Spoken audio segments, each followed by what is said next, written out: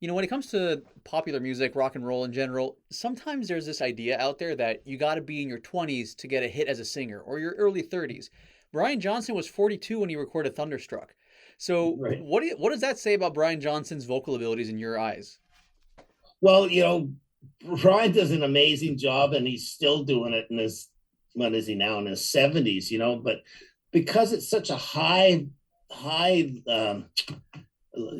note vocal, and then the way he sings in his throat. When you talk to any sort of vocal coach or anything, that's like the wrong way to do. You're going to damage your vocal. So the fact that he's been able to sing like that for all these years, plus live, you watch those guys, they've got to run probably 25 Hmm. miles a night, as Hmm. well as singing and Yeah, yeah. that. And I don't know how he does it. So and everybody says, oh, he's not singing as high anymore, and this, well, give him a break. He's been doing it all his life, and he's at a point where most people are retired and golfing and sitting back on their couch. So he's still Yeah. doing it. So I gave full props to Brian, man. 100%, man. When you're working with him in studio, is there anything unique he does when he approaches recording vocals, or is it relatively straightforward with him? It's pretty straightforward. Brian does like to hold a microphone as opposed to putting it in a mic stand. That's just how he's always, done it live and how he's most comfortable. So with that, you got to watch, because sometimes the cord will bump and you get bumps and crackles and all that kind of stuff. But that's how he likes to do it. I know with Brandon, sometimes we'll set up the SM7 or on a stand, but Brian can sit and sing with the other mic, but we're actually picking up the other, the mic on the stand. So there's ways around it, but that's sort of Brian's thing. And then I don't know if he did the last couple records, but most of the records I did with Brian, he smokes while he's singing too. Really? He's got a little going, and just you know That's hilarious, man. So he sings in what is technically a wrong technique, and he smokes when he's singing. So he's doing everything backwards, but it's working somehow, essentially. yeah, that's his voice. That's how he does That's it. amazing. That's so cool. So you've worked on 6 studio records with the band, as well as various other productions. Over these 6 records, with Brian in particular, has his approach to vocals stayed consistent, or has he experimented or changed at all during the different records you work with him? Well, I know after, and I can't remember the chronological order, but probably after the second record I'd Hmm. done with him, and as he starts to age, uh, he really got into working out and getting himself Okay. in better shape. Plus, they usually take about 5 years or so in between records, and Brian gets bored easy, so he was racing cars. Yeah. So to race cars at the level he raced at, he had to be in really good shape too to pull those G's going around corners and stuff. So I noticed him coming into the studio, he seemed to have more power. The older he got, the more power he got, because he came in and he was really in shape. And so that's probably the only change I could see. His voice is always there, his attitude's always there. He's always got a great upbeat attitude. He's such a fun guy to work with. Like I said to him, I said, well, when you're done, with your rock and roll career, you could have a career in stand-up comedy, because he just keeps everybody in stitches the whole time. It's so cool. So when he's in studio, because I interviewed, for example, an engineer from Pantera a little while back, and he said that Phil Anselmo, he wouldn't actually scream that heavy when he's in studio. There was Terry Date would do some sort of technique where he actually could just be kind of quiet, and it came out sounding really heavy. Oh, When, sweet. yeah, when Brian was singing, was he actually like belting, or like how was he in the Oh, yeah. studio? Oh, yeah. He belts it out. That's awesome. He is what he is. That's so cool. Did the recordings ever did they like peak? Did it ever get too loud or anything like that? No, because we get the level set. That's one thing I know with work with the ACDC guys. You got to work fast and get everything set, because when they're ready to go, they just go. And when they go, sometimes they'll get something in the first take. So you got to be hit that record button Yeah, yeah, and yeah. be ready. So the same thing with Brian. We're ready for him. Very cool. So one more Brian Johnson studio question. So another guy I interviewed, he worked with Chris Cornell, and he said that when Chris used to sing, he wanted to be left completely alone, just him and the producer. Everyone else kind of leaves. Brian Johnson, when he's recording vocals, does he care? Like, well, how is his personality like in the studio when he's recording? Yeah. You know what? I don't think he cares, but the whole band is kind of like that. When somebody's in there doing their stuff, they just kind of let them do our stuff. And we record everything in the control room, so we kind of keep everybody out anyways, just to keep the noise level and rattling papers and phones going off, to keep that down. So it's usually just, Brian and the guys doing the vocals. Do you ever double Brian's vocals? Usually not in the verses, but a lot of times in the choruses, we'll double him up just to kind of get the size going. And then with Brian doubled up, it tends to blend better with the background vocals. So when they put background vocals on, we never put Brian in with the background. Like he doesn't go out and sing with the guys. It's usually Cliff and well, it used to be Mal, and then Angus goes out there now, and we get the gang going. Because if Brian goes out there, his voice is so distinct that he just starts tripling up on his lead vocal. So we find that if we sing the boys out there, and then Brian has a little slight double on his vocal in the chorus, it just adds that sound to it. So a producer I spoke to recently said that with certain vocalists, he'll have them sing for, let's say, 10, 15-minute bursts, then take a break, and then just recycle. Whereas some vocalists, he'll push them for like 3 hours and they're good to go. Brian, where does he fall in that spectrum?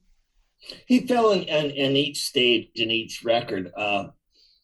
On those earlier records, we do like the standard thing, get the guy out there and sing the song, 5, 6, 10 times through, do a vocal comp. Okay, take a little break, comp this up. Okay, we still need these words, come back in, re-sing. We'd work them like that. And then, when he started working with Brendan was like, you know what? He says, I find that with Brian, after about half an hour, just he's done. Like he's not done. He could keep going, but I'm not getting that freshness out of him anymore. So on the last couple of records, he would just work Brian about half hour a day, come in and sing, and we'll get what we can in half an hour. Okay, go home, see you tomorrow. Because we had lots of other stuff to do. Mm-hmm. And he would do that with Brian, and it just seemed to keep Brian going better, and sometimes Brian gets down on himself if he doesn't get it for the first couple times. So working with short little spurts like that kept him happy and up, and it sounded, he just sounded like he was up and happy again. So, it was a good thing. Now, I know obviously, unfortunately, you never got a chance to work with him, but if you were to compare, how would you compare Bon Scott's vocals to Brian Johnson's vocals, just from a technical perspective, if that makes sense, the question? Yeah, well, I mean, they're two different styles, really. I mean, Brian probably coming from, that old band, the first band of his, Geordie, he was sort of more of a crooner, and then had to step up to be kind of a rocker, whereas Bon's got sort of more of a snarl and a, I don't know much about Bon before AC/DC, so I don't know where his style came from, but they're two different styles for sure. Brian's kind of more of a, I want to say, a singer, and Bon's like a get in there and the energy guy. But Bon could sing really good too. And then you have to remember that when you're singing on top of the songs that are written. So their earlier stuff was a different ball game from what their later stuff is. So it'd be interesting to see how Bon would sing over the newer stuff, or Brian would sing over the older stuff. Interesting, yeah. I like both. Some people go one or the other. I like both. No, I think they're both great, and I think there is a certain, I don't know what it is, but there's something about Brian Johnson's voice that sounds like similar-ish to Bon Scott in a way to me. Like, and I mean that in a great way. Like I think Back in Black is probably the greatest comeback record ever. Brian and I quite often on days off or weekends off, we'd go golfing. I remember one time taking him out to actually one of the courses out here. I live out in Langley, which is about an hour outside of Vancouver. Yeah. So I went up to a course out there, and we're hitting our balls around, and sort of word had, I guess, snuck back to the clubhouse that there was Brian Johnson was on the court or whatever. So holes and people, hey Brian. So anyways, sometimes you'd have a really crappy shot or something. So Brian says, okay, boys. He says, if you don't get it past the women's tee, he says, you got to play that hole with your pants down. So, oh yeah, whatever, Brian. So he whacks one. Well, if he doesn't top it and it just dribbles in front of him, so it didn't make the women's tee. So down comes his shorts. He did the rest of the hole with his shorts around his ankle. So that was a big story back at the clubhouse when we got back at, we finished our round, got back there, everybody stood up and clapped. That's hilarious. Who had the low score for the day? Well, it wasn't me. That's awesome, man. I learned recently that Brian Johnson was part of like he was a parachuter or something like in the reserves in the British Army like before Yeah, he was a paratrooper. singer. Yeah, yeah, That yeah, is yeah. so that suits the personality. That makes sense. So That's right. Yeah, yeah. yeah, So now you mentioned earlier that you know that Brian Johnson, Angus Young, I'm guessing the rest of the guys too, they like to smoke in studio. yeah. Is that allowed? Like is that a thing that's allowed? Yeah, well, the studio makes them sign a thing that, after the fact that they pay for the fumigating of the place again. Oh, interesting. Definitely on the last record, none of us smoked in the studio. Even Hmm. Angus would come outside for smoking it, and I think Angus and Brian are the only two in the band that still smoke. Maybe Phil did a bit, but it was more the brothers, Malcolm and Angus. Once they got going, it was definitely 3 packs a day. It was crazy. That's nuts. The Yeah. smoke in the recording room, wouldn't that interfere with the recording at all in any way? Malcolm swore that it helped the sound. The nicotine would get on the tape and it helps the sound. He swore by that. You think so? That's Yeah, cool. yeah. I don't see any physical uh, reason for that, but Mal would swear by that. I wanted to ask you particularly about what it was like for you working on Thunderstruck, and now that song is just like it's like one of those songs that's just in the air all the time.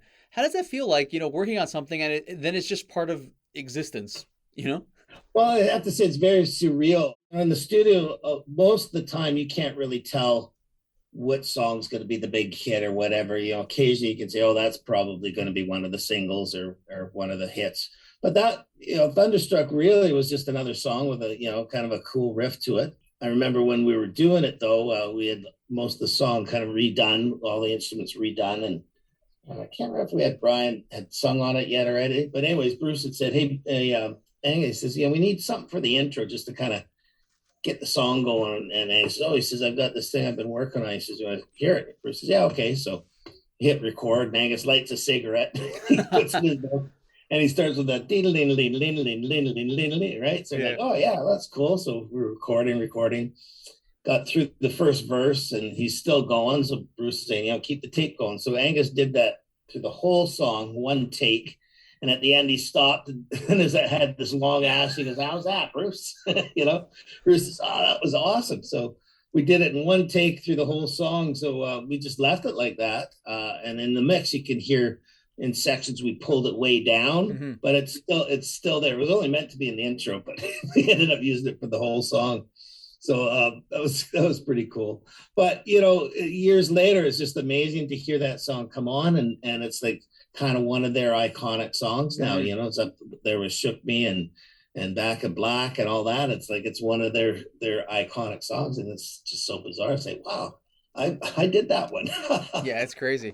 A lot of Yeah. artists, when they get a song that's that big, they actually grow to resent it. At least they say that publicly. Do you know how AC/DC feels towards the success of that song? I don't think they resent it. I think they still love all their stuff. I think the only time a band resents some songs is sometimes, after playing it live for 30 years, they're like, "Okay, I'm sick of that song. I want to do something new." Because, musicians are creative creatures. So Hmm. okay, I did that. Okay, awesome. Now I want to paint this picture. I want to do that thing. And, it's not, they don't want to be just stuck playing the same old song again, Hmm. where that's what the fans want. They want the hits, so but I think ACDC just enjoys it. I know they do all their stuff for the fans. Hmm. They like Malcolm said once. He says, "Well, we make music that we like to listen to," and he says, "Hopefully the fans like it." But they do everything for the fans. Like even after a show, they've done their 2.5, 3 hour show. They're coming out. There's a lineup of fans in the back area there, and they'll stand there for an hour and signing autographs till every one of those fans have an autograph signed. They're that kind of band. That's really cool. Do you Yeah. remember, aside from that really cool story you just shared with me with him doing that with the cigarette, which is really, that's as rock and roll as you get. Do you remember working on the other parts of that song in the studio?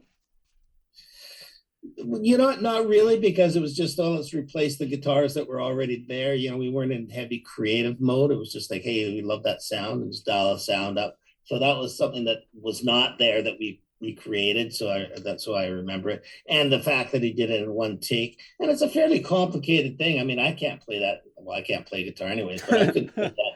And then all the way through in one take, with a cigarette in your eye, it's like when Angus comes in to do his solos, he never comes in with a written solo. So, we'll come in and, okay, and he'll play a thing. Wow, that's great. And says, do you want another one? Okay, yeah, let's, see what else we got. But he'll play it completely different. So sometimes you'll do 5 or 6 of those takes and you go, well, now which one do we pick? Because they're all great. So then you try and put a comp together, piece a bit from here and a bit from there. And then that doesn't always work because sometimes, he'd be playing up on his neck. And then when you want to go to the next piece, he's down here. So it wouldn't sound natural, but you're trying to get all the best bits in one solo. So sometimes that's tricky. And then sometimes you're going, well, that was a great bit, but we can't make it work with all those other great bits. So let's just that first solo you played, let's go with that. It just sounded the best. So, that's the only time you have to work with Angus. He's very quick. With them, well, for the first few records I did with them, it started with at least a semi truck, maybe 2 of them would bring all their gear. So they had maybe 40 Marshall 4x12 cabinets and 35 various Marshall heads and stuff. So the first, sometimes even a week before we started the recording, we'd go through every head, try and get the best sound out of that head, and then we'd try every cabinet. So we'd find which head matched best with which cabinet, and we'd eliminate the ones that didn't make the cut and get rid of that. So we ended up having, for Mal and Agnes, there was 2 different heads, and I think 2 different cabinets, the A and the B team thing. So we used to go through the whole process every time, and finally on the third record we're doing, I said, look, why are we even bother bringing this other stuff? None of them ever sound any better. It's always A and B that end up making it. So that was kind of the records. So it started there. We'd get a great sound out in the studio, whatever the band's looking for that part and all that. And I would just have to duplicate it in the control room, which was fairly easy. Like their approach is always less is more. The shortest guitar lead from the guitar to the amp head is possible, as short as possible. And then the same with the speaker cord, as short as possible. And then I would shorten up mic cables. So, we try and keep all the runs really short because then you're getting the full sound. And, once we're all happy out there, the guys would come in the control room and play in the control room for a little bit and go, yeah, that sounds great. Or, hey, let's get a little bit more top end, or that's too sparkly or whatever, we'd dial it in, and then they'd move back out there and we'd nail the song. So, it was a little bit of a process, but it's not rocket science. It's just, you just do it till it sounds right. And then there's absolutely no layering. Like I said, it's just Mal, one guitar, Ang, one guitar. And on some songs, sometimes we'd like throw sort of like little power chord things in the choruses just to have the chorus feel like it lifts a little more, but they'd be way back in the mix. You wouldn't even notice that they were in there, Now, after all that's done, sometimes they'll go through and Angus will do lead guitars and stuff, and sometimes that's when they do the little sound, so there'll be other little sounds on top of that, but no doubling or tripling of rhythm guitars or anything. That's so cool. What was their creative chemistry like together in the studio? Were they bouncing ideas off each other? Like, how did they work in cohesion? Yeah, well, they had a little studio in London that they'd sit and do all their writing. So they'd come, fairly prepared with songs in various stages of completion. Sometimes they'd hash some of them out. So, Mal and Ang would just sit there in the studio with the amps turned down low and just trying different things out. Once they were happy, then we'd call the rest of the band in, and away we went. Like when they were ready to play, then everybody came in. They didn't have everybody sit there for hours. Let's try this, let's try that, because they wanted everything always fresh. And I think a lot of the times when we started doing the records, I don't think a lot of the other guys in the band had ever heard the song. Like they never believed in rehearsing for the record. They wanted it to be fresh the first time you played something, and that's when the best stuff comes, instead of sitting there for days playing the same song over and over. You get kind of bored in the studio. It's hard to keep yourself. There's not 40,000 fans getting you excited, so it's you got to be excited. Like, I love this song, and you get that on tape. Sometimes that was second and third take. I think the most we'd take a song as maybe 8 or 10 tries, but we'd do one maybe 2 takes, and they'd be really intense, and then we'd stop and they'd go have a cup of tea and a bunch of smokes. Like I say, sometimes for an hour or 2 hours, then finally say, "Oh, gee, it's 3 o'clock. Let's give that another go." So they'd go in there and tune up, and then bang, and away they go. And you could hear each different take was getting better and better and better. And then finally, the next one take wasn't as good as the last take. Sometimes we'd try another one. No, that wasn't as good. So we'd go, okay, let's take that take.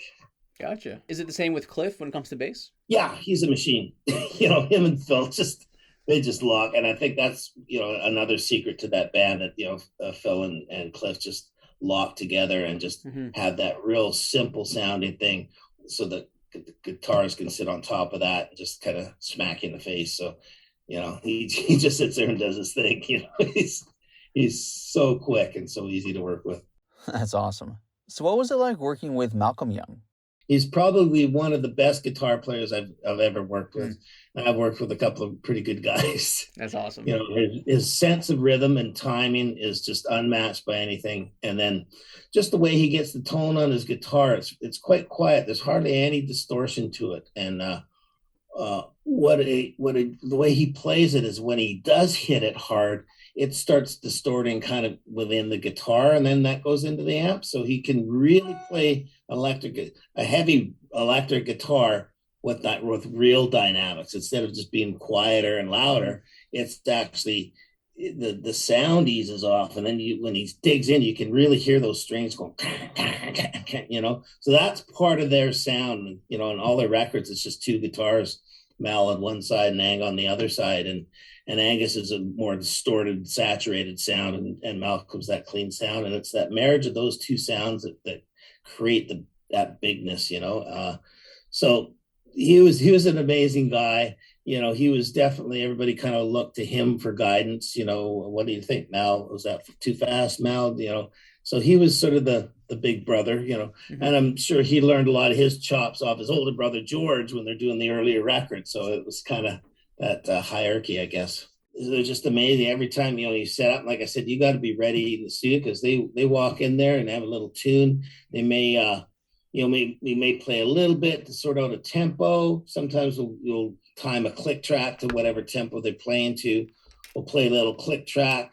Phil will start counting out, and then we turn the click off, and then they just play the song. And a lot of times they'd get it in like 3 or 4 takes. Each take just got a little better, and then it's done. And then we'd take a long break, maybe an hour, 2 hours, and sit there and drink tea and smoke 6 packs of cigarettes. And say, "Oh, you want to try one more take of that song? Okay, we'll go in and see if we can beat what we have." And sometimes they did, sometimes they didn't. And so then we'd move on to so that was sort of just our day. It was never work, and there was a lot of fun talking, and and every record's about the same with them. There's not, other than the studios venues would change. It was the same procedure every time. The brothers were that is the band, and everybody else was there to help with what they did. So that they do all the writing. So now Angus does all the writing. The brothers always wrote most of the lyrics. I know Back in Black, Brian wrote a lot of the lyrics, and then after that, I'm not sure where it changed, but the brothers would write a lot of the lyrics. Brian would throw his take in on stuff, but it's definitely Angus's band. That brief period of time when Axl was in the band, I know they didn't record a record, but did you work with them in any capacity during that period? Not with Axl and the AC/DC. That was all just strictly live stuff, and none of that was recorded to my knowledge. I had mixed a live record for Guns N' Roses, so I had worked with Axl before, but not together in the two. Gotcha. In the band, yeah. Gotcha. Okay. So, for AC/DC fans, one of the concerning pieces of news like a few years back was that Brian Johnson was like losing his hearing or something along those lines, and that's why they couldn't do any more records with him. But then there's that great comeback record like that was released about 1.5 years ago. So How is that? Were you personally surprised that he was able to come back and kick butt? A little bit, actually. I was shocked because it seemed like the whole thing had kind of derailed. We had done Black Eye. What was the next one after that one? The most recent one was Power Up. Power Up, and then the one before Power Up, we had done that Rocker one. Bus. That one was kind of Angus's tribute to Malcolm, right? So we figured that was done with Phil, with all his legal troubles, Yeah. and probably could never get out of Australia again and tour, because how can you tour with, those kind of charges against you? Cliff had said, he was retiring and that was it.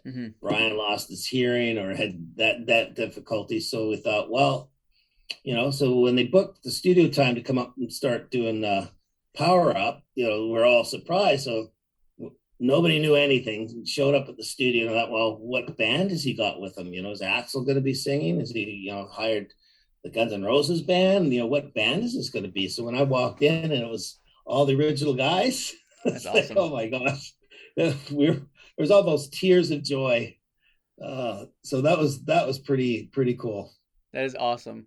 So, I got to ask you, you mentioned right now that Rock or Bust, the 2014 record, was sort of Angus's tribute to his brother, right? Rock or Bust. Yeah. At the time, though, Malcolm was still alive. He didn't pass for 3 years. So, if I may ask, was it like, did they kind of know that it was coming, like that it was inevitable at that point? Well, he was not a part of anything. He was at I guess a state where he was in a home, and I know Angus would go in and visit with him and stuff, but it was the first time that Angus had done a record without Malcolm.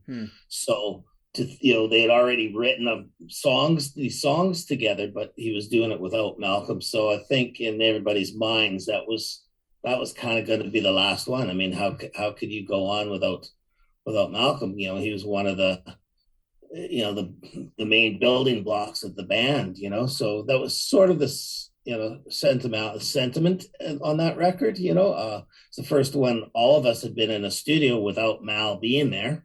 So it was very bizarre for sure. Yeah. It's like, losing a family member. It wasn't hugely shocking because he had been sick for so long, and, you knew that that's eventually going to be the end. Sort of like your old granny's 98 and she passes away. It's sad and it's shocking, but it's not unexpected. But it's still like, Mal's gone, holy smokes. So yeah, that was a sad one. But I mean, it's great that AC/DC was able to continue. I'm sure Malcolm would have wanted that. You know what I mean? Yeah, that's what Angus says, that Mal would have wanted it. And Malcolm and Angus had a big treasure trove of ideas and bits and pieces that Angus has been able to draw on and do these latest records anyways, Yeah. So the last studio record to feature Malcolm Young is Rock or Bust. Do you remember working on the title track for that record? That one might have been one of those pulling of the teeth songs. It was a bit different for them, and it's just them all sort of feeling, with Mal not there anymore. And, I just remember that session was, I wouldn't say a downer session, but, you could feel the lack of Malcolm. He was definitely in the room, but there was a hole somewhere and everyone was just, playing through it, and everybody did a great job doing that. But, that's some of the memories I have when I hear some of those songs. It's just, oh yeah, right. That's the first one without Mal. Yeah. Well, I mean, I want to ask you, because Mal is credited as being on that record, but was he, I guess, he wasn't as present, so to speak? Is that kind of, yeah. For you, or for the guys in general, was it difficult making a record while, like, one of your band brothers is kind of, you can see the physical decline? Was that weighing heavily on you guys? Not really at the time. You would just see sometimes during the day there'd be like just weird little things, like you'd be playing along and then forget what song we're playing or something like what, and then it'd be all fine again. There was just little bits that you go, oh, that's not usual, and that was about it. It wasn't like, what's wrong with Mal, or is he sick, or like, there's not any of that, but you could just tell that there was something not quite sometimes. Right now it's all Angus is in charge, and it used to be Malcolm and Angus. And, if there's a question that would come from either Malcolm or Angus, the other guys in the band are there as a support to what's going on with the song. So when they're in the studio, it's not like a regular band situation where, it's like, oh, hey, I've got a great idea. Why don't we play this? And they come in with the song done. Here, band, here's the song. This is the song we're playing. Now let's just find the vibe for it, So they're not coming up with parts. Gotcha. It's just Okay. yeah. Cool. So even if Angus himself is kind of like improvising his guitar parts or so and so, overall the structure of the song is there. They're just kind of tweaking the exact moment, so to speak. Would that Yeah, it's be? more tempo that they're tweaking, Hmm. and just the vibe, how we plan. We're going to get more aggressive in the solo or in the chorus. Or are we going to, how are we going to do this? They're not changing chords. They're not changing song structure. They're just changing how the performance of that piece. But the piece is now written. When the band's in there playing, the piece is written, and here it is. As they're playing it, Angus or even Brendan might say, "Hey, let's do the double chorus and then play out on the chorus on this one instead of having an ending." Or, "Hey, we need to put an ending on this song now." That'll get tweaked as we're going, but structure and chord changes that's all set in stone. You mentioned that AC/DC is very off the cuff in the studio. Since things aren't like planned out, because things are off the cuff, is it hard sometimes to do multiple takes of things because like you don't necessarily know exactly what to look for because it's kind of just all improving off the fly? Kind of. I mean, they've got the script of the song in their head, so they know the arrangement of it. So it's off the cuff as far as the performance of it, and because it's not done to a click track, some parts may be a little faster than other parts. But that's why before we start the song, we'll run a click track. There's the tempo that we've decided the song sounds best at, and turn that off. And Phil's really good at staying within that tempo. But when you're without a click, what happens sometimes, and I think part of the AC/DC great thing is when it comes to the chorus and everybody's sort of playing a little bit harder to get Hmm. built up to the chorus, it'll go a little bit faster. And then when they play softer to bring it down to the verse again, they'll start playing a little bit slower. And you can't do that with a click because you're always fighting it. Hmm. So if it's done, everybody's doing it together. You, as an audience, you don't feel it speed up and slow down. Hmm. It just There's just all of a sudden more energy, and then all of a sudden, oh, it relaxes, and there's more energy. So it's more dramatic, and that's how they play. So that they're actually doing a little dance with their music out there to get that dramatics into their songs. When you're recording them, do you like to record them live off the floor, or are there a lot of overdubs involved? Like from a technical angle, how do you guys approach recording them as an ensemble? As an ensemble, everybody's out there Hmm. playing as ones. We used to have Brian out there singing vocals, but we stopped that because after about 5 times, Brian's kind of done, so we stopped doing that. And to be honest, sometimes at that point, the lyrics haven't already been written either. So, but it's all hands on deck. Everybody's out there. You're getting the interaction of Phil and Cliff, and getting Mel and Stevie playing on top of that. That's where the song gets its life from. They're not a band where you can start with a drum loop or drum Hmm. pattern and then add to it. It's all live off the floor. It's always laid back. They're so unassuming kind of guys, and that's why it feels like you're a family and you're at home. Like we Hmm. always eat dinner together. The last bunch of records, Angus's wife Ella had come out with a band, and at the warehouse studio here in Vancouver, we got a big kitchen, so she'd sit there and cook us lunch and dinner, and okay, boys, lunch is or dinner's ready, and That's so cool. it was always a family thing. Okay, and we all sit there at the big table, and so what did you do at school today? And and it's always just laid back and say, oh, gee, better get back to work. Okay, let's have a quick smoke and we'll go back to it. And so it's always laid back. So I know that you only work with Chris Slade for the first record, The Razor's Edge, and you worked with Five with Phil. But if you had Yeah. to compare the two of them as to how they approach drums in the studio, are they similar or is there something different about them? No, they're quite different. Now with Chris, that record was recorded before I got involved, though we did do two songs, extra songs. I think Mistress for Christmas and another one that I don't know if they were on that record or added to it in like in the Japan release or something. So I only recorded Chris on two songs, but I find that Chris, like Phil, wants to destroy his drums. He hits them so hard. It's just and it's kind of hard with Phil to get a good sound because you get everything all tuned up nice, and after about 3 hits, it just goes blah, So it's like with recording with Phil's like riding a bucking bronco, and Richard Jones is their drum tech. We'd have about 6 snares tuned exactly the same, and sometimes we'd have to switch the snare out right after one take of the song. If they wanted to go for another one, we'd have to put a new snare on because that snare was dead or gone, or so it's like it was like riding a bucking bronco. So when we finally got a drum track, me and Richard look at each other and go, And how was Chris? I guess he was much more mellow. And Chris is a little more technique guy, and he looks like he's he's a big, mean looking drummer. But if you watch any videos of him, like when he hits a cymbal, the cymbal doesn't move very much. With Phil, he hits it, the cymbal doesn't. Chris, he's more of a technical drummer, a good drummer, but not the same technique as Phil.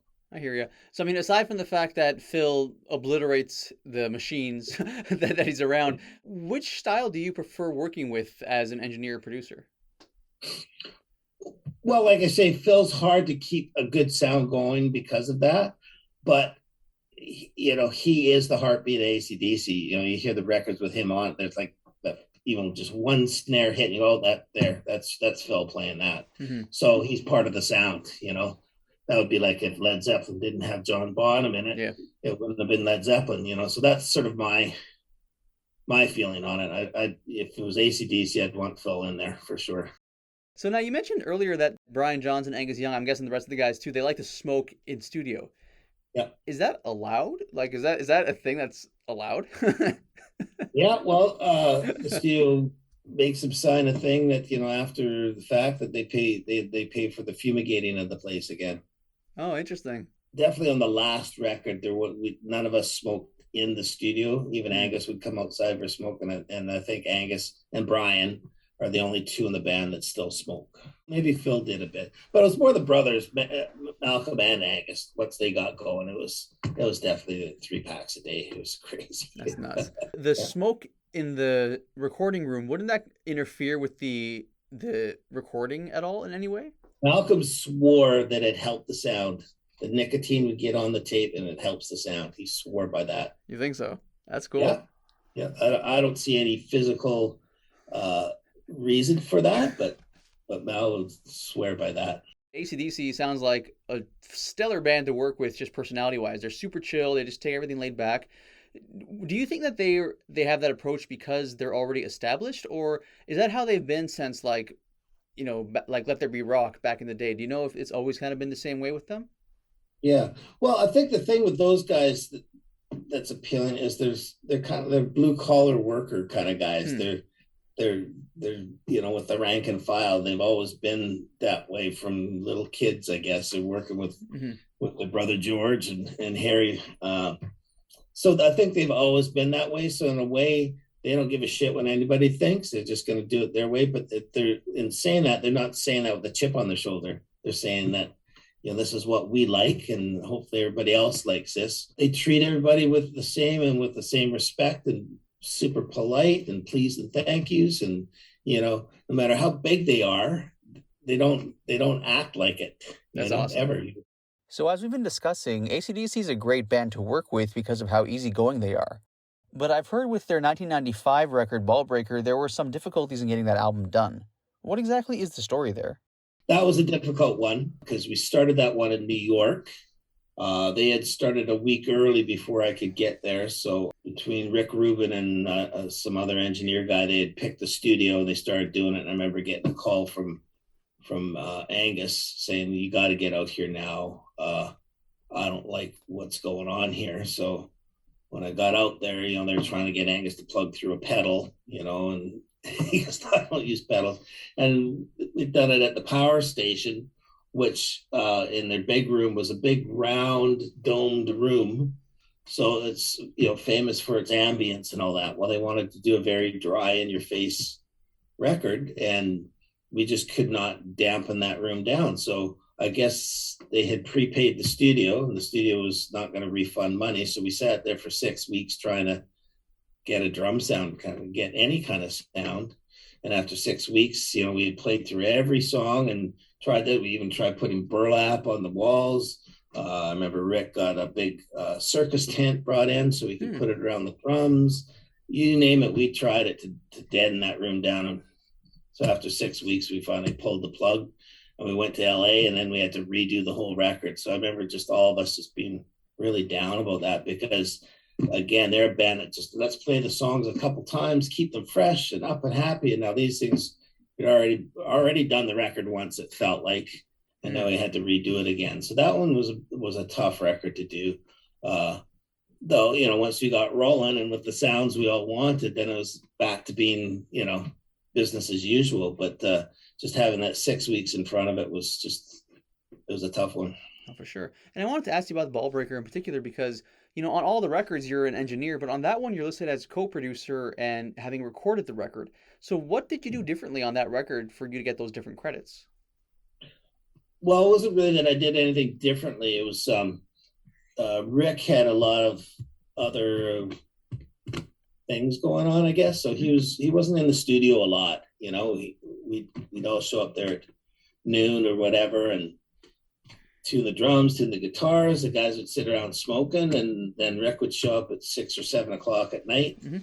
And let's play, and okay, so they'd play, and then that would be the next day we'd come in, same thing. So I finally got to the point and said, well, why don't we just play it down, record some stuff, and then when Rick comes in we get stuff to play him. And Malang didn't want to do that because he said, well, we're paying him to produce, so while we're playing, because that's when we want to capture this stuff, if there's anything that he wants changed, we want to do it while we're playing. We don't have to go in and edit and punch in and do all that stuff. So we're going to wait till our producer's here.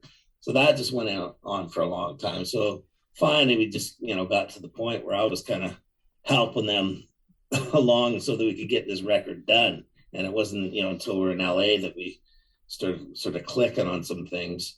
And then even when we were in LA, I think Rick was starting to do stuff with the Chili Peppers in another studio. So again, he wasn't there all the time. So they just said, fuck it, Mike, we're giving you the credit.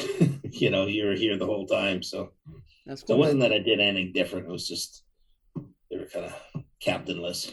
Hey, but I mean, you steered the ship, and that's pretty cool. So when you we're heading for the lighthouse. Yeah. That's funny, man. Someone from BC would say that, Yeah. So when you're engineering, from what I understand, engineering essentially is recording the band, correct? That's what the act of it is, right? Yeah. So why is it that you're listed as engineer and recorder on that record, like two different credits, but it's the same thing essentially? Would you know why they would give you two different credits for that? Engineer. So what's the credit? It says you co-produced it, mixed it, engineered it, and recorded it. But engineering is recording that's sort of a bit of a misprint. Then it should be recorded, mixed, and produced by, or whatever. Like recording and engineering are kind of the same thing. Yeah. Sometimes I'll have an assistant engineer. Well, that'll be my assistant that's helped me. So, but I guess that's sort of a miss thing. Yeah. Same thing. Yeah. Do you remember working on the lead single from that record, Hard as a Rock? Hard as a Rock. Yeah. What was that like, that process? It's a cool, fun little song, I thought. And I love the little riff thing. And, harder than a rock. Just Brian's sound on his vocal on that one was pretty cool. So going back to their previous record, Razor's Edge, what was it like working on Moneytalks? For me, right away, you could see that song was going to go over great live. It just had a great live thing to it, and it seemed to me a little poppier than what their sort of their older stuff had done, because that was Razor's Edge, right? Yeah. So, you're always expecting Highway to Hell, Back in Black kind of vibe, and then so that one seemed kind of up and poppy and that. So I remember that being quite different, but liking it because it sounded like AC/DC. It didn't, sound like a little pop band. So I remember that was kind of, I guess in my mind, a bit quirky for them, Interesting. So when you're working on a song like that, do you approach it differently at all from the other songs, or is it always still the same approach regardless of what type of music it is? Same approach regardless of what type, because then the different sound and approach to it is coming from the band. I'm not manipulating that approach. We get their sound and then they can play to their sound, but they do it in the way they want it. That's what keeps them sounding like AC/DC. Now, I mean, obviously, Thunderstruck is the song from that record that is the song. Yeah. The second biggest, I would think, is Money Talks. If it wasn't for the fact that Thunderstruck was so huge, do you think Money Talks would have been maybe even bigger or the same popularity? I think it'd be about the same popularity because, I don't think their songs ever clashed. It wasn't like they were, released as singles at the same time. So I think, without Thunderstruck, yeah, Money Talk would have been just as big. Yeah. That's cool. So, of all the different AC/DC songs you've worked on, this might be a hard question, but is there any one that is your personal favorite that you've worked on? Oh, man. you know, I do. I really like that song called "The Razor's Edge" because it The was, title track, right? Yeah. yeah, because it was really kind of haunting and had that, it had that, like it was a really haunting kind of thing. So just because it was different from them, I really like that one. That's cool. So, I mean, speaking of different, were there ever any songs where you guys tried to do something different? Like, let's try this setup for the mic. Maybe it'll get us like a different sound than what we're typically used to. Did you ever experiment at all with the band? No, no, because they, like I said, they're straightforward, and when they're ready to go, they jump in. Now they may experiment with arrangement and all that, but they've got a set thing. They like it done quick so that they could be, let's play it and then let's have a little break. If we're, they don't want to sit there and deedle deedle deedle, like they don't want to play around with it. It's being in the studios long and stressful enough. If we're playing, let's play it. If we're not, then let's go sit and drink tea and drink and then Yeah. smoke. Razor's Edge came out in 1990. The next record, Ballbreaker, was 1995. In between that period was the grunge alternative explosion. So, a lot of the bands from the 80s kind of died off during that 5-year window. When you guys were back in the studio getting ready for Ballbreaker, was that change in culture on your mind, or did you not let that affect your approach to the music? I don't think it affected it at all because, AC/DC, out of all the bands I worked with, they just do their thing. They don't care what's going on in any genre. Like, even in the 80s, they didn't add the disco thing to their stuff or all the big giant reverbs. And, so they've always just kind of stayed true to what they do. And like, Malcolm used to say, he says, we just write and do songs that we like, and we do it how we like to do it. And if we get the fans, great. If not, hey, we like it, so they're not trying to chase anything. So I think it affected them less than a lot of other bands. Did you ever talk to the AC/DC guys about like Nirvana or Alice in Chains? Did they ever express their opinions on that kind of music? No, only in so much. I know Angus has said a few times he doesn't ever listen to any other bands. He likes the old blues guys.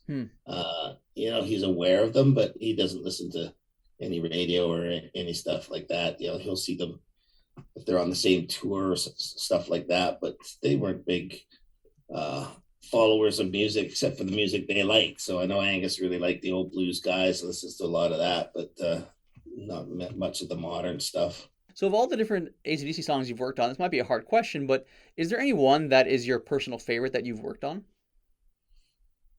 Oh, man. I do. I really like that song called "The Razor's Edge" The title track, right? Yeah.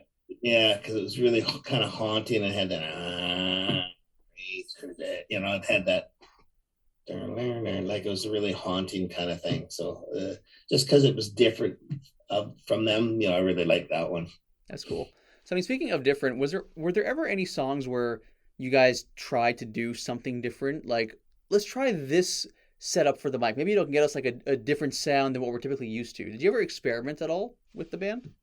No, no, because they, like I said, they're straightforward, and when they're ready to go, they jump in. Now they may experiment with arrangement and all that, but they've got a set thing. They like it done quick so that they could be, let's play it and then let's have a little break. If we're, they don't want to sit there and deedle deedle deedle, like they don't want to play around with it. It's being in the studios long and stressful enough. If we're playing, let's play it. If we're not, then let's go sit and drink tea and drink and then smoke. You mentioned that for you, Black and Black is like the zenith of AC/DC. So I guess just as a fan, what is it about that record that sticks out to you so much? Every song was kind of perfect, just the sound of it and the structure of it. And I can't think of a song on that was sort of a filler. Like it's all was just perfect. Like, and I love a lot of the early stuff. I think my all-time favorite song is A Long Way to the Top. And I think that's my all-time favorite AC/DC song, or Gone Shooting, or some of those ones. But as far as their thing, I think every record got better and better, and then Back in Black was just like great. Yeah, for sure. So I mean, speaking of Long Way to the Top, are you guys ever gonna reintroduce the bagpipes, do you think, at some point? I doubt it. No, I don't think Brian plays bagpipes. Do they ever talk about like the old records when you're in the studio, or does that never get brought up at all? No, that was ancient history, and they just keep moving on and looking forward.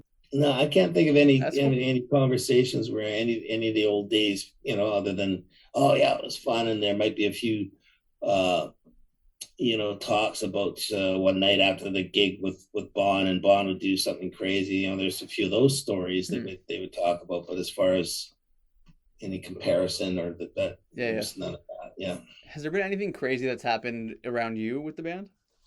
no, no, like it all work. That's good, man. Maybe spilling my cup of tea, that's the craziest it got. Oh man, that's nuts. So take me through a day for yourself personally. How do you prepare to work with a band like AC/DC? Like, what do you, when you get up, do you have to have a certain amount of things ready? Do you kind of just go on the fly yourself? What is it like for you personally? Well, I brush my teeth, I have a shower. What a you guy.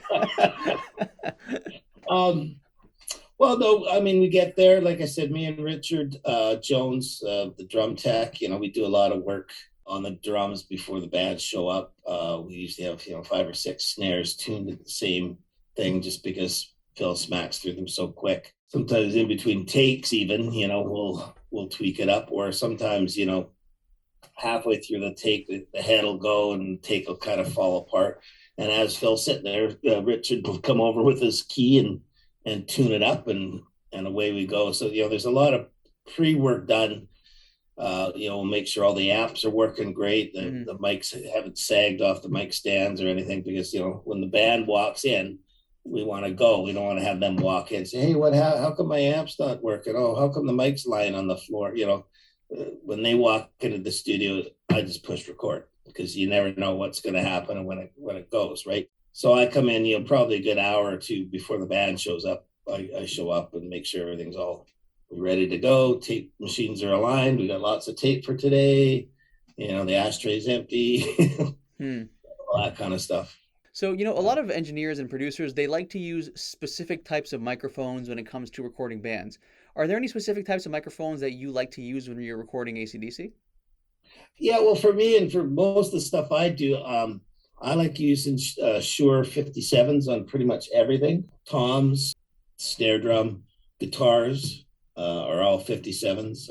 Even Brian, on a few of the records, I used a 58, which is basically a Shure 57 with a pop screen on it. I'll use a couple different things on kick drums because of the high energy of a kick drum. I'll use some maybe some tube mics on the bass amps, again, to pick up some of those low frequencies. Sennheiser 421s I'll use a lot on guitar cabinets with a Shure on it.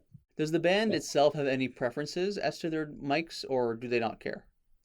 I don't think they care, as long as they walk into the control room and say, "Oh yeah, that sounds great. That sounds like me." If they walk in and go, "Oh, what happened to the guitar sound?" Hmm. Well, then you got to start Yeah, yeah, yeah. That, looking at a different setup. that's interesting. So, a few of the producers I've spoken to, they say that they like to use U87s on their vocalists. Do you ever use that mic? You know what? I don't prefer them. I would go with a tube mic, or sometimes a condenser mic. What I find with the U87s is they're a little bit too boomy. Hmm. So as soon as you sort of EQ some of that boom out, then the top end gets really essy. So now you got to record some of that, or EQ some of that top end out, and then you've got to add other top. So you got to play around with it too much, for my liking. Hmm. I don't think they're a great sounding mic. It depends on what vocals are going to it. Someone with a really sort of low baritone, croony voice is going to sound better through that than, say, Brian Johnson would. Brian would go into that and he'd probably destroy the mic with his Hmm. with his volume. But I would go for more of a 247 over U87 every time. So why does the band choose to still use analog as opposed to going to digital? I know that obviously analog it sounds better and they're used to that, but the ease of digital that doesn't appeal to them at all? No, they're into what's going to sound the best. They don't care about easy, Hmm. you know. Yeah. Yeah, I agree with them. I think too many people care about easy. They use the computers to quantize drums and tune vocals, and I think the magic's being lost in music today. Like the magic is about doing it till it's right. Hmm. Not a lot of new bands will come in and they'll play it 3 or 4 times. Say, oh, you can fix that later, right? I was like, well, I can, but you can play it better, Hmm. can't you? Yeah, you yeah. know. But part of the problem today too is just the money and the budgets aren't there. So being in a studio costs money. So if you can't play your guitar that good and it takes you 6 hours to play one guitar part, it's like, okay, well, I guess we're not going to get this song done today, and it's going to be extra days, extra money. So I get it, but bands like ACDC and even the older bands, they used to rehearse the hell out of themselves and come in, and when you're in the studio, let's get the magic. And the magic is playing as much live and together as you can, and with less overdubs as you can, and less edits and less fixing and tuning, because every time you do something like that, you're taking magic out of it. Magic is filled with little mistakes and little warts and all that kind of stuff. And Hmm. you can hide that in a mix. You don't hear all that stuff, but it creates that vibe. That you go see a live show, they're not fixing it all up, and you Hmm. walk away thinking that was great. Now, if you recorded that live show and now played it over and over and over again, you go, oh, yeah, boy, was he ever out of tune there? And oh, look at that guitar mistake. And, it's when you're doing something that you're going to listen over and over to again, you can't have all those bigger mistakes, but you can have smaller mistakes in there. And that's where the magic is to me. No, I actually totally agree, and like a lot of people I've spoken to feel the same way.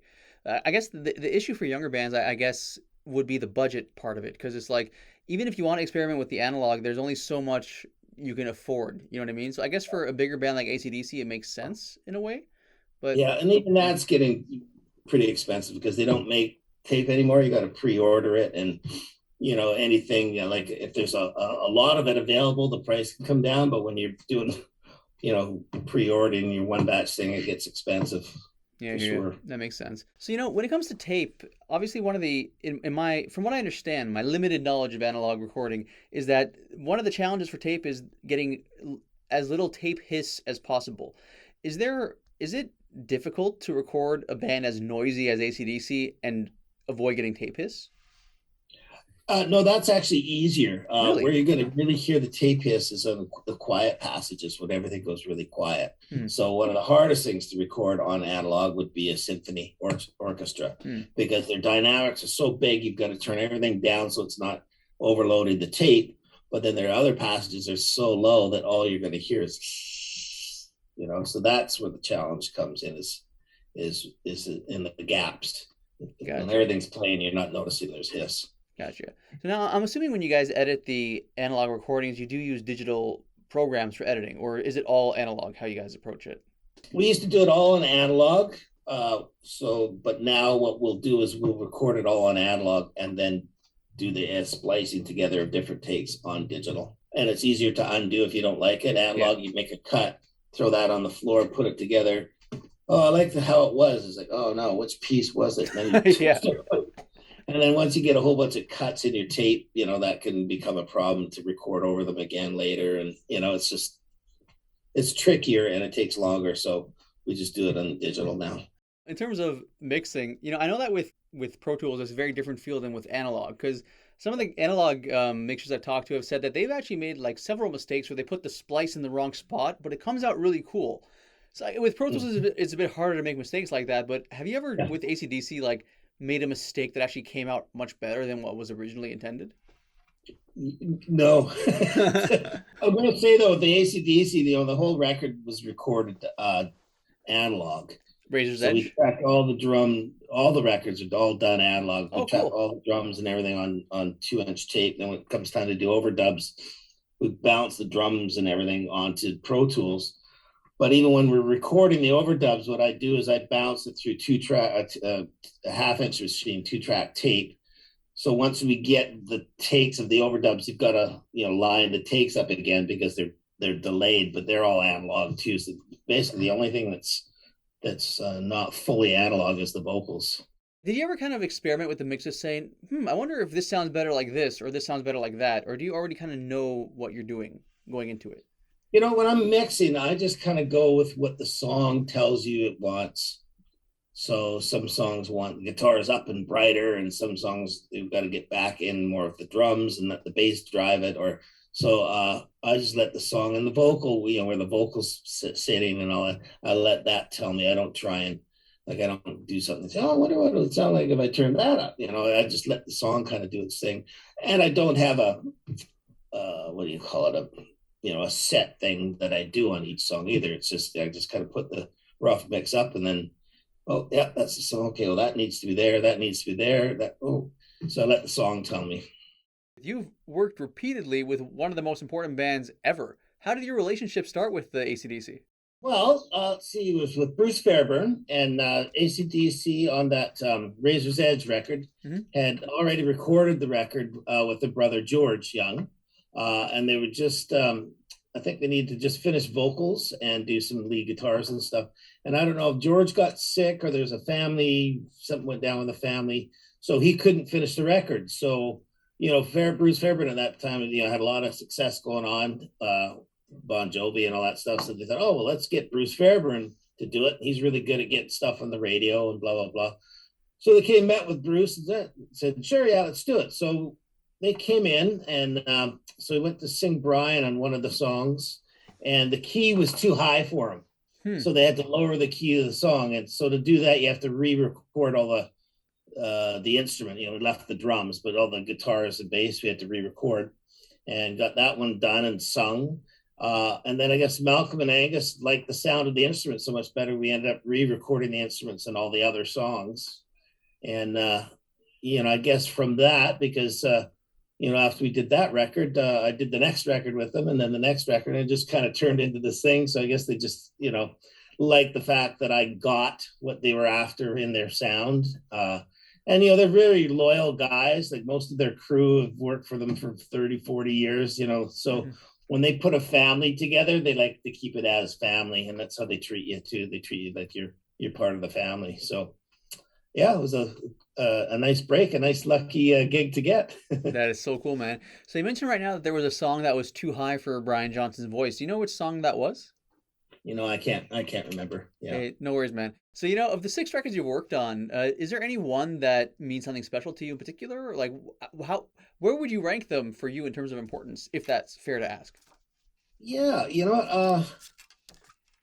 there's good times on all the records, and aside from working on the music and all that, they're just such great guys and such a great hang that it's like each record was like a family reunion again, because like I said, a lot of times it was 5 years in between records by the time they did their long 2.5-year tour, and then took some time off and wrote the record. Be about 5 years, so we'd all get back together. It's like long lost brothers and cousins and all that. So it was just a great hang. I will say that Stiff Upper Lip was pretty cool, because George Young, their older brother that did all their early stuff, produced that one. So it was really cool working with George, and just because I'm a fan of his, and that was kind of special working on that one. For you personally, what's been the most, I guess, gratifying part of working with AC/DC? Well, aside from being a fan and then getting to be a part of their world and being in their family, and working on their music, like, that has just been amazing. And, I still pinch myself, because really, I always I am, like, I grew up a farm kid, and that's who that's who I see myself as being. So sometimes when I see myself through other people's eyes, like, oh man, I can't believe you worked with ACD. What are they like? I say, oh yeah, I guess I did. Because I feel like I'm part of their family, and I'm just a family guy in my private life. So, it doesn't feel until somebody turns it around and you go, oh, right. Okay. Yeah, I guess I did oh yeah, I guess I did do that. So I'm grateful that I was there. I can't believe it, being a fan, that I can't believe that, I've worked on all those records with them. I'm friends with them. We don't talk every day or anything, but we're still family. So that's it blows me away for sure. It's really cool. You keep using the word family. That's really amazing that like you guys are that tight knit. I mean, that's really remarkable. Is there anything about the guys that like you think would surprise the world? Like, is there anything about the band that like people wouldn't expect about them? Kind of an open-ended question, if it makes any sense. Yeah. I don't know a lot about their personal side, so I don't know how they are, but how I see them and how I've heard they are is like you wouldn't know that they have the money that they have. Pretty sure, and they all got nice houses, but they don't try to fly themselves with their jets here and there, and they don't act like they have money. They still dress in jeans and t-shirts, and like I say, you see them on the street, you wouldn't know they were in a band. So they're still pretty humble. They don't put on any airs and think they're rock royalty or anything. So that's what impresses me most, Yeah. because they are one of the biggest rock bands, and not that you'd see them walking around with the being all high and mighty or anything, but just how down to earth they still are is amazing to me. Working with the band for me as a person has been pretty awesome, because like I said, every 5 years or so, whatever it works out to be, it's like having a family reunion with all these cousins and aunts and uncles that you've always got along with, always had a great time together with, and now you're all in the same room again. It's like, it's great, and be able to sit down and actually create something really cool with them again is always great. So, and to reiterate again, they're such nice people. Like, I'm very proud to call them friends, and and have them in my life, and have had them in my life. So it was pretty cool. As far as their future, your guess is as good as mine. I only know what I know from them in the studio. Like, I'm not part or privy to any other plans or all that. As a fan, I hope they carry on. So just as yourself, as an engineer producer, is there a personal favorite technique you have when you're recording a band? Is there something that's unique to your style of engineering producing? I don't know. I mean, I like to try and keep everything light and happy and fun. Mm-hmm. It's pretty stressful in the studio sometimes. Everybody's a bit on edge or whatever, and it's just I like to try and keep it fun. And if we're hitting the wall, hitting our heads on the wall, Yeah. so, okay, let's stop. Go take a little break, walk around the block, go have a beer next door, whatever. Like, let's get out for a second, come right back. It's not party time. Let's just get our heads out of here, come back. All right, now where were we? And keep it up and fun, because that's what music's supposed to be. I think some of the recording schools and that whatnot should actually be teaching some of the psychology courses, because I think that's one of the biggest tools you can walk into a studio with, because you gotta learn how to wrangle all these different personalities and keep everybody happy, which is almost impossible, but that's your job. Like, you can't have people arguing and fighting, and like we always say, leave your ego at the door, because then it becomes easier, because then you're not stepping on somebody's ego. You can say what you want, and just leave your ego outside. We're all here for the same reason, and that's to make the best record we can. There's going to be differences of opinions, but there's no use getting all upset and mad about it. Yeah. Let's try it. Let's try your idea. Okay, oh, that's kind of cool, or that didn't really work, but if we did it that way, then we could do it this, so other ideas come on top of trying ideas. So So, I mean, of all the guys, who would you say is the funniest? Definitely Brian's the Brian? funniest. Oh, for sure. Yeah, he could be a stand-up comedian in his next life for sure. We're doing a take, and sometimes Brendan O'Brien, the producer, would be out there with the band, sort of standing there, and sounds good, and just kind of encouraging them, and we're playing away, and I'm behind the console just kind of rocking away, and all of a sudden one of the guitar techs says, well, Angus, your amp's on fire. We look up, the place is filling up with black smoke, and amp's going up. He blew a transformer in it or something, and it just But, so it was great. We had it all on tape, and we're going to leave it on whatever song it was. I can't remember now during the mix, but at the end of the day, we decided, no, the song's got to end properly. But That's so funny. Hey guys, the following is a brief biography of Brian Johnson's life. I also look into Bon Scott's life here as well. Having been AC/DC's frontman for 4 decades, Brian Johnson is rightfully considered one of the most iconic singers in rock and roll history. But before he gained global recognition as the lead singer of AC/DC, Brian Johnson spent years and years slugging it out in England's club scene. He was born in Dunstan, County Durham, in the north of England on October 5, 1947. His mother Esther is Italian, and his father Alan is English. As a matter of fact, Alan Johnson was a sergeant major in the British Army during World War II.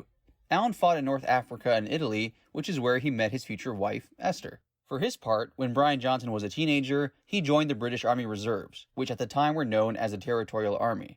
In particular, Brian Johnson signed up for the Parachute Regiment. But here's the thing. The reason Brian Johnson signed up for the Territorial Army's Parachute Regiment was because he was told he could earn a few extra pounds by doing so. Brian Johnson was short on money at the time, and it was affecting his ability to play music. He couldn't afford to get certain equipment. And so one of Brian's friends told him that he could make extra money in the Territorial Army, who were offering 8 pounds a jump. In total, Brian Johnson jumped 33 times. Joining the Army and parachuting 33 times for the sake of making money to get extra music equipment is pretty rock and roll. Brian Johnson's appreciation for adrenaline does not stop with parachuting in rock and roll, however. He's also a big racing enthusiast. He owns several vintage cars and occasionally will take part in races. He's appeared on multiple race car related shows and even hosts his own documentary series called The Cars That Rock with Brian Johnson. In that documentary series, Brian Johnson takes a look at some of his favorite cars. Now, going back to the musical side of things, Brian Johnson has been involved with music since the time he was a kid. As a member of the Scouts in the UK, he performed various shows and was also part of a church choir. When it came to bands, some of Brian Johnson's first ventures included stints with the band Gobi Desert Canoe Club and the Fresh Band. In 1970, Brian Johnson started performing with Jasper Hart Band, and in 1971, he and other members of the Jasper Hart Band started a new group called Geordie. Between 1973 to 1978, Geordie released 4 records with Brian Johnson on vocals. All 4 records were released by EMI. Geordie appeared on the BBC multiple times, appeared in the UK charts and toured extensively. Geordie did well for itself. But it wasn't until 1980 when Brian Johnson really got his big break. Brian Johnson officially became the vocalist for AC/DC in 1980, and with the exception of a roughly 2-year window from parts of 2016 to 2018, Brian Johnson has been their vocalist ever since. AC/DC has released 11 studio albums with Brian Johnson on vocals, the first record being Back in Black. That record was released on July 25, 1980, and as of the time of this recording, Back in Black has sold more than 50 million copies worldwide, making it one of the best-selling records of all time. As great of a success that Back in Black was and continues to be, Brian Johnson's participation on the record came under very tragic circumstances. In 1973, Bon Scott's band Fang had done a tour of the UK with Brian Johnson's band Geordie, and as a matter of fact, Bon Scott was impressed by Brian Johnson's abilities as a frontman.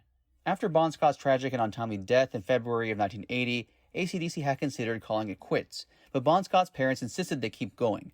And so the surviving members of AC/DC started to look for a new singer. Various singers were considered for the position, including Noddy Holder, the vocalist from Slade, who was actually offered the position but turned it down, which, of course, for Brian Johnson, turned out to be a good thing. Brian Johnson would eventually be selected as the new singer of the band, and one of the reasons he was chosen was because of the respect he had for Bon Scott. According to Malcolm Young, when they met Brian Johnson, he had, quote, tears in his eyes. He was as sad about Bon as we were, end quote. As mentioned, Bon Scott and Brian Johnson had toured together in 1973. Angus Young recalls the following about Brian Johnson, quote, I remember the first time I had ever heard Brian Johnson's name was from Bon. Bon had mentioned that he had been in England once touring with a band, and he had mentioned that Brian had been in a band called Geordie, and Bon had said, Brian Johnson. He was a great rock and roll singer in the style of Little Richard. And that was Bon's big idol, Little Richard. I think when he saw Brian at the time, to Bon it was, well, here's a guy that knows what rock and roll is all about. He mentioned that to us in Australia. I suppose when we decided to continue, Brian was the first name that Malcolm and myself came up with, so we said we should see if we could find him, end quote. Brian Johnson got the invitation via a phone call in March of 1980 to audition for AC/DC in London. Brian Johnson was a big fan of AC/DC, and so he was excited for the opportunity. But even so, he was still an hour late for his audition. Malcolm Young recalls the following about the day of Brian Johnson's audition.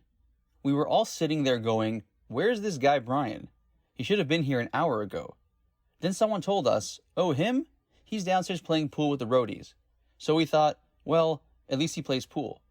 Malcolm Young then goes on to talk about the actual audition.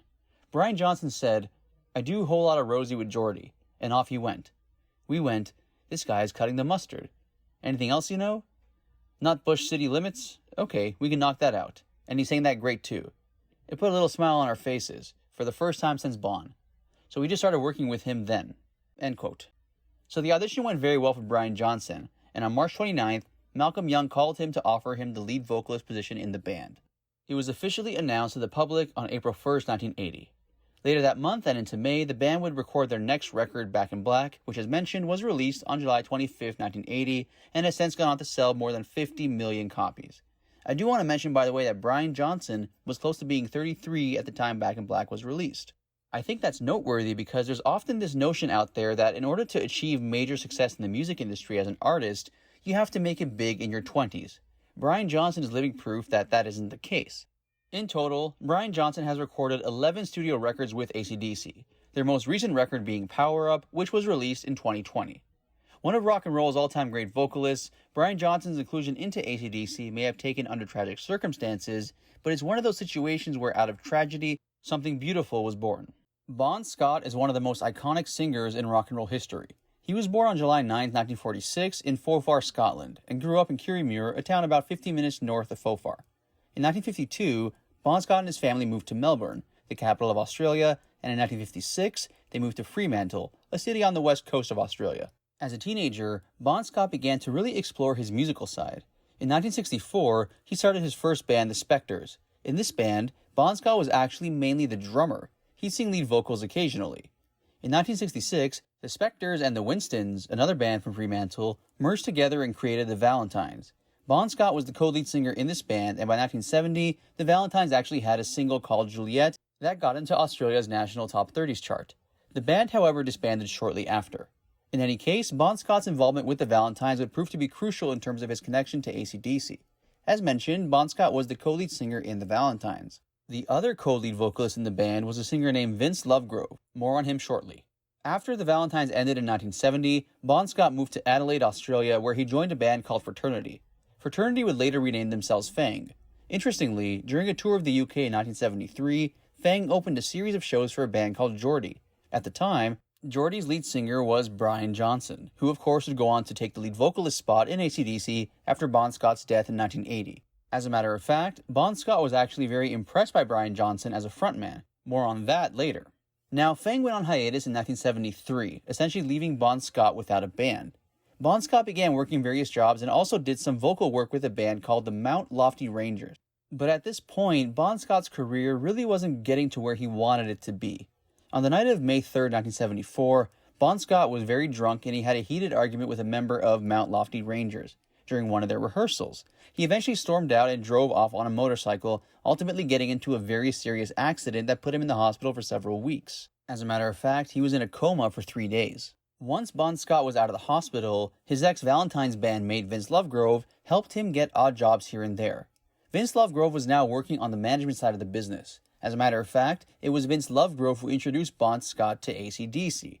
AC/DC were looking for a new singer. Now, one thing to keep in mind is that at this point in time, Bon Scott was almost 28 years old, which, of course, 28 is young. But for someone who's only 21 or 19, 28 may feel like a whiles away. I'm mentioning this because when the Young brothers met Bon Scott, Malcolm was only 21 and Angus was only 19. This is relevant for the quote I'm about to share with you. In an interview from 2008, Vince Lovegrove recalled the following about introducing Bon Scott to AC/DC. Quote, "There was a young, dinky little glam band from Sydney that we both loved called AC/DC. Before another AC/DC visit, George Young, Malcolm and Angus's older brother, phoned me and said the band was looking for a new singer. I immediately told him that the best guy for the job was Bon. George responded by saying Bon's accident would not allow him to perform, and that maybe he was too old. Nevertheless, I had a meeting with Malcolm and Angus and suggested Bon as their new singer. They asked me to bring him out to the Poraka Hotel that night, and to come backstage after the show. When he watched the band, Bon was impressed, and he immediately wanted to join them, but thought they may be a bit too inexperienced and too young. The upshot was that they had a jam session that night in the home of Bond's former mentor, Bruce Howe, and at the end of the session, at dawn, it was obvious that AC/DC had found a new singer, and Bond had found a new band. End quote.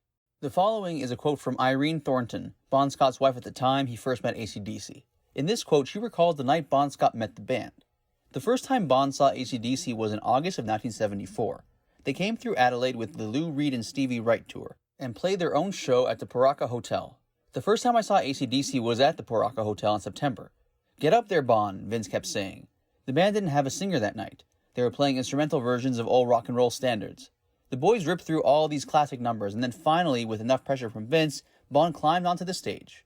Like Bond, the Youngs were Scottish, so there was an instant bond. End quote. Now, it has been stated on multiple occasions that Bon Scott actually worked for AC/DC as their driver before becoming their singer. However, according to the Bon Scott biography, Highway to Hell, The Life and Death of AC/DC legend Bon Scott, he never was AC/DC's driver. The following is a quote from the book. The author is Clinton Walker.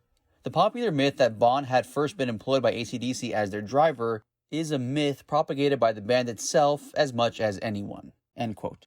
In any case, Bon Scott would go on to record 6 studio records with AC/DC, though you could make the argument he was involved with 7 AC/DC records.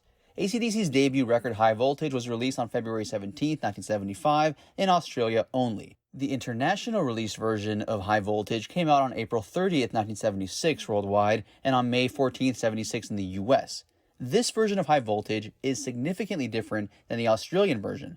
Only 2 songs from the Australian version appear on the 76 version. In any case, Bon Scott's time with AC/DC was tragically cut short when he died on February 19, 1980. I'll be going into the details about his passing shortly. As the story goes with AC/DC, after Bon Scott's death, Brian Johnson was eventually brought in as the band's new vocalist.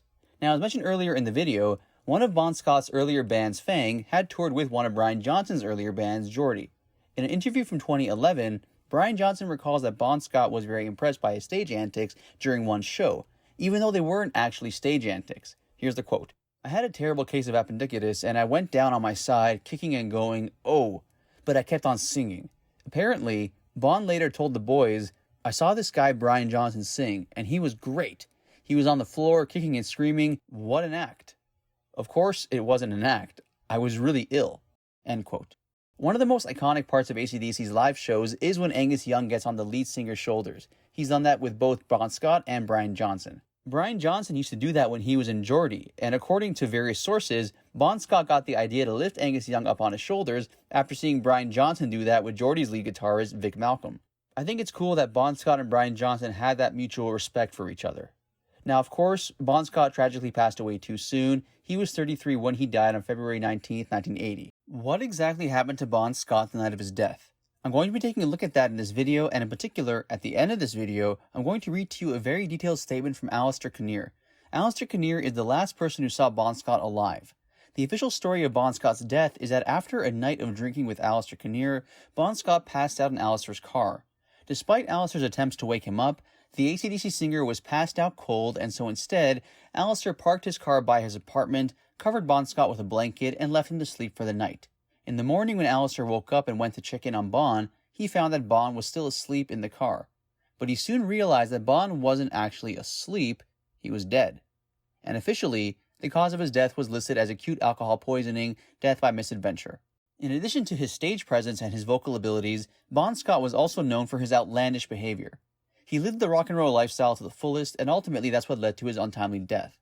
Even before Bon Scott was a rock and roll singer, he had a very outlandish personality and was getting into trouble from an early age. As a matter of fact, as a teenager, he spent time in a prison assessment center and later in a juvenile institution. At one point, he tried to join the Australian Army, but was turned down by the Army and labeled socially maladjusted. Long story short, Bon Scott has always been a hellraiser. The last time Bon Scott was ever in the studio was just a few days before his death. In February of 1980, preparations were underway by AC/DC for their next record, the record that would end up becoming Back in Black. Now, there are many rumors and debates out there regarding the degree of Bon Scott's contribution to the record.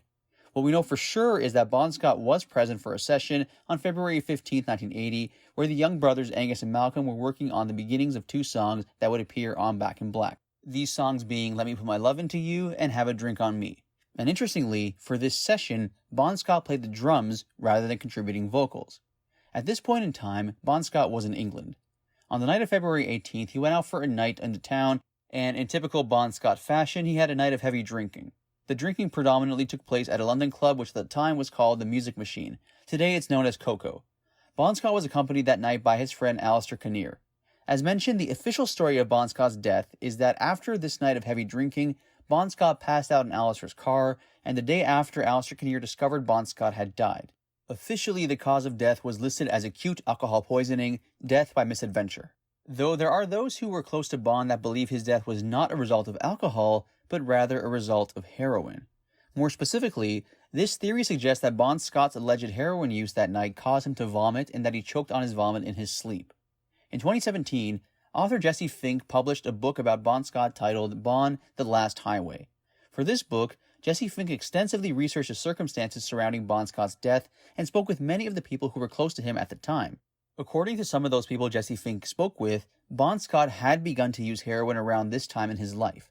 In an interview about his book, Jesse said the following, quote, "Former heroin users know what other heroin users look like, and they made it very clear to me that they had thought Bon had taken heroin that night." End quote. As of yet, no definitive proof has surfaced that heroin was involved with his death that night. Jesse Fink, however, does question the official ruling regarding Bon Scott's passing, even pointing to the fact that Bon Scott's death certificate had inaccuracies on it. Quote, "There's an incorrect address on the death certificate. Why has no one ever picked that up? I was looking at it like, have I got this wrong? No, I'm really looking at a mistake on a death certificate." End quote. Fink goes on to discuss how he believes the official ruling of the cause of Bon Scott's death was rushed and possibly inaccurate. Combine that with the claims from those who knew Bon Scott that said he likely did heroin that night, it does make for a compelling argument that there's more to this story. I want to conclude with a statement from Alistair Kinnear that was released in 2005 for the 25th anniversary of Bon Scott's death. In this statement, he goes into detail about his recollections of that fateful night. Quote, "In late 1978, I met Silver Smith, with whom I moved to a flat in Kensington. She was a sometime girlfriend of Bon Scott. On the night of the 18th of February 1980, Zena Kakuli, a band manager, invited me to the inaugural gig of her sister's band at the Music Machine. I phoned Silver to see if she wanted to come along, but she made other arrangements for that evening. However, she suggested that Bon might be interested, as he had phoned her earlier looking for something to do. I gave him a call, and he was agreeable, and I picked him up at his flat on Ashley Court in Westminster. It was a great party, and Bon and I both drank far too much, both at the free bar backstage and at the upstairs bar as well. However, I did not see him take any drugs that evening. At the end of the party, I offered to drive him home. As we approached his flat, I realized that Bon had drifted into unconsciousness.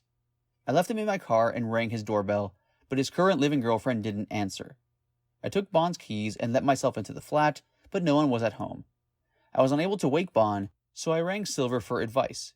She said that he passed out quite frequently and that it was best to just leave him to sleep it off.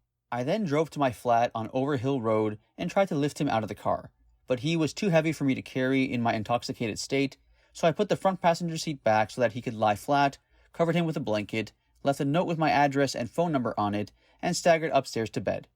It must have been 4 or 5 a.m. by that time, and I slept until about 11.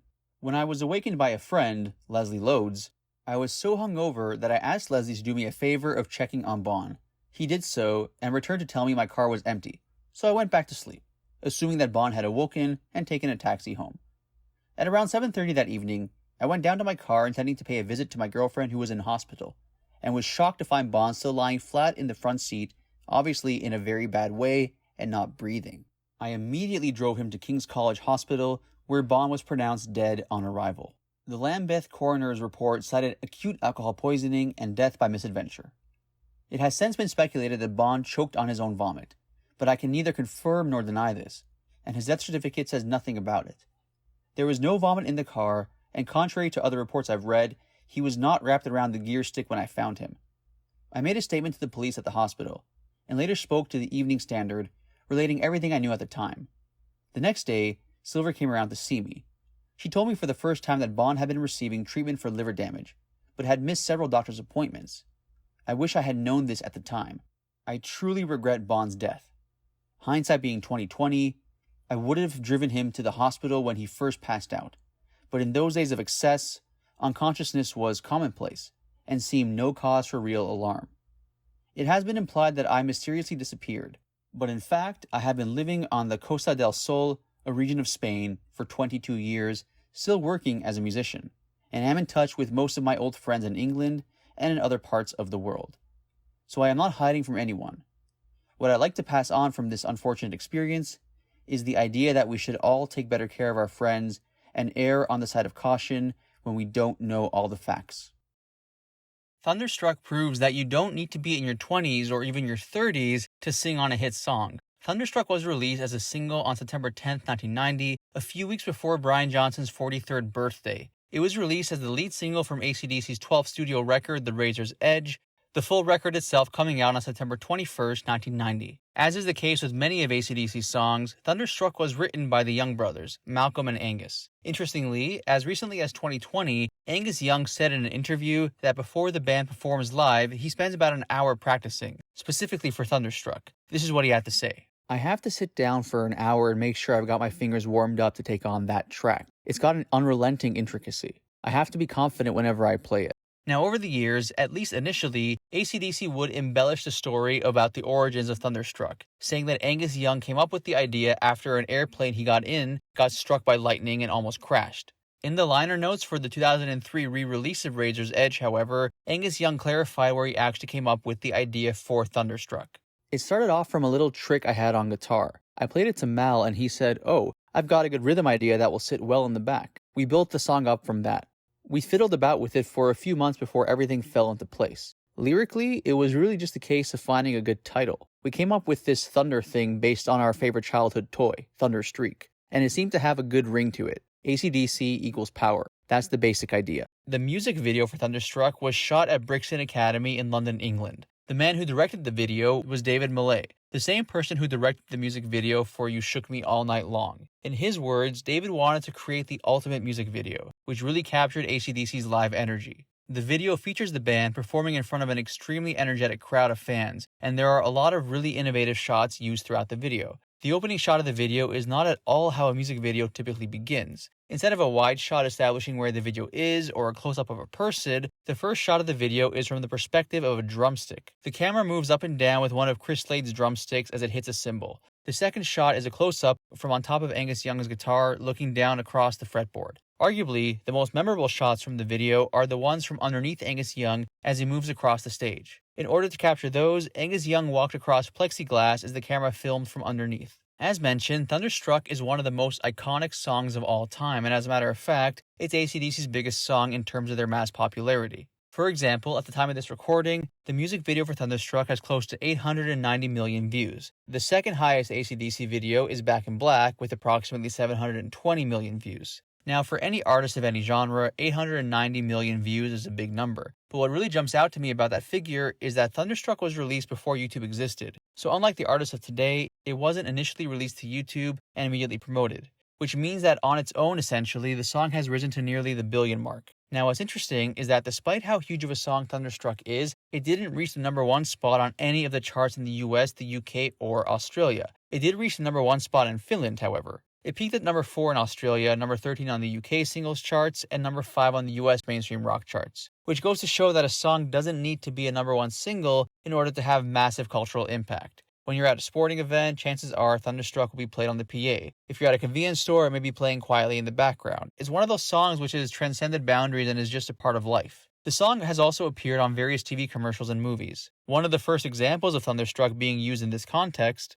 was for the 1999 American comedy movie Varsity Blues. Now, licensing for music for movies can be an expensive procedure, but there's expensive and then there's expensive. According to Thomas Golubic, who worked as the music supervisor for the film, they were charged $500,000 to use Thunderstruck in their movie. He once recalled the following. I remember being absolutely horrified when I heard that number, and we spent a lot of time coming up with what we thought were great alternatives, but there was going to be no budget on that, and they had money, so they paid for it. Now, as mentioned, Thunderstruck was released as the first single from The Razor's Edge and is also the opening song on the record. The Razor's Edge was produced by Bruce Fairbairn at Little Mountain Sound Studios in Vancouver, Canada.